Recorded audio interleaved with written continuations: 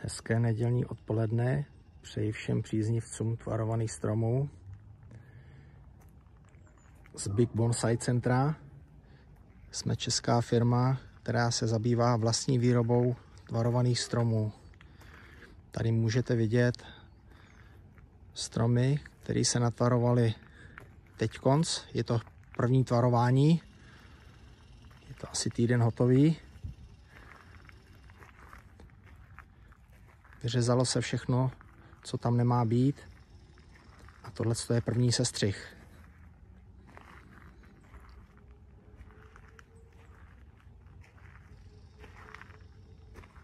A tady dále za zítkou vám chci ukázat, jsou stromy, které jsou o rok dříve. To znamená druhý tvarování. Na některé se dávají rošty, některé zůstávají na přírodno jako solitéry.